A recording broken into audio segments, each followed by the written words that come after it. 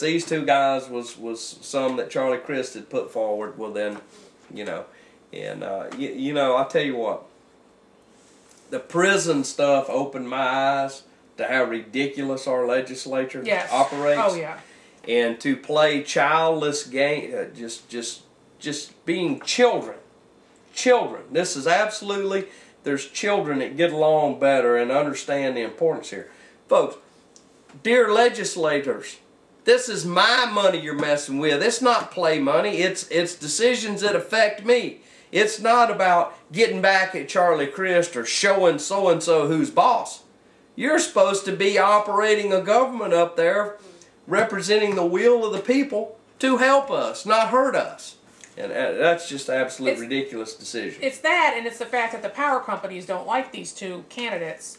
And Right. apparently the power companies' influence goes a long way, and I assume throughout the legislature, unfortunately. And that's a problem that will only be remedied by decent people running for office. Right. That's a problem, Right. is you got to have those decent people that are out there who are upset, and maybe they're retired folks who have a steady income, who, you know, don't earn in a position where they're going to be bought. Well, maybe they're just less greedy people, but those people need to run for office. Here's problem number one out of the gate with the Public Services Commission. To start out with, you got a problem right out of the gate because the job pays $189,000 a year. Yeah. Are you kidding me? A handful of meetings a year? That's outrageous. You got people that, in some cases, that are trying to get that job just Right. for the money. Yeah. The job ought to be free. Zero salary, pay the expenses, the hotel rooms, because there's a lot of travel involved in that. You need to buy those people lunches while they're doing stuff and pay their hotel and their transportation bills. Then put some people on that's got a backbone. You know, and Yeah. we look like we were on our way to having somebody with a backbone on there, and we're going to play politics in Tallahassee. The power companies don't like them. Yeah. Last few moments here, ladies and gentlemen. Deborah and I are both still just, this prison issue is absolutely ridiculous, and I want to set aside the fact that I hope that there would be some more jobs for people in Santa Rosa County. But how we got to this thing is the most corrupt, crooked thing that I've ever seen. Yeah.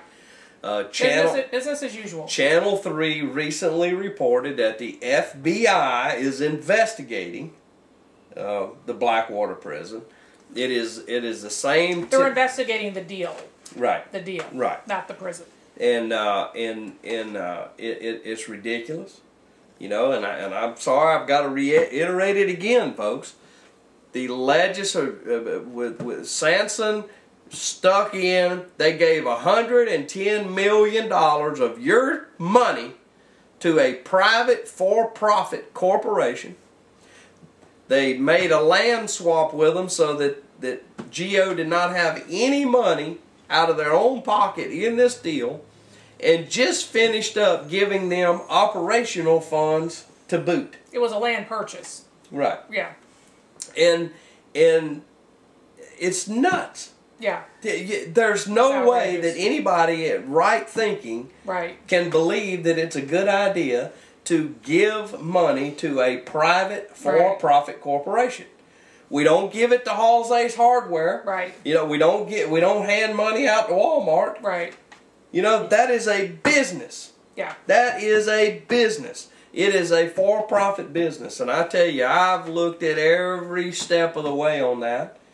And it's untransparent and unaccountable. Definitely not transparent, and it also made a pass through Team Santa Rosa, which our audience should be well aware of what I think about that. Yeah, that says it all. An 8 o'clock meeting at night with, you know, people slinking in there having conversations. Well, and let's point out that the Florida Center for Fiscal and Economic Policy, which is a nonprofit sort of watchdog group, just came out with a report where they're saying it doesn't really look like privatizing prisons saves any money at all.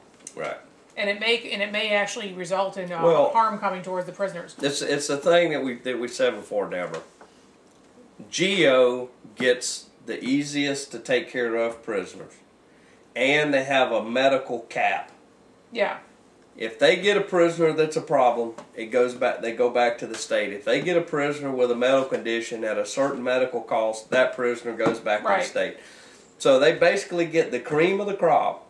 The state has to deal with whatever's there and some very dangerous people that are high maintenance, and yet there's still only a $9 difference between the cost per inmate between the two groups. Right, maybe not even that much. And we're funding GEO 100%. And we have no idea where the money goes. Turnkey. We have built it for them. Here's your property. It's ridiculous. Here's your operating budget that should carry you through 5 years, and here's the key to the front door. Be sure to send us an invoice 30 days from now according to how many prisoners that you have. Right. And there's nobody who's officially part of a publicly deputized police force who's in charge of anything over there. No, it's just a horrible, horrible, horrible mess. It's a scam. The program is a scam.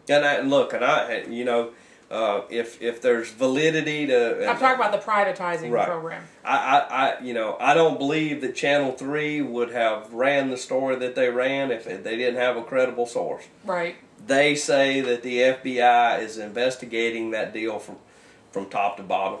And 2 days later, they ran another story, and they said it again. So Channel 3 has a reputation. They're not going to say it unless they know there's something to it. Right. And I hope that there is put out the red carpet for the FBI to look at that deal, because if Ray Sampson should be in trouble over a $6 million hanger, what should he be over a $135 million private for-profit scam that just went on here? It's absolutely ridiculous, and I hope they dig into it. Yeah. I hope they dig into it. Well, Deborah? DCA, you got about 2 minutes. Department of Community Affairs, state agency that oversees growth management, developer lobby, builder lobby, Chamber of Commerce lobby, real estate lobby hates them. Little bit of a barrier between the regular citizens and the building industry. Well, it was DCA that prevented the Escambia County Commission from going in and just going crazy on Perdido Key, and just raising all the caps. So they're sort of they're the last ditch way to prevent overdevelopment, and we are the last frontier of overdevelopment. By the way, West Florida. In Florida,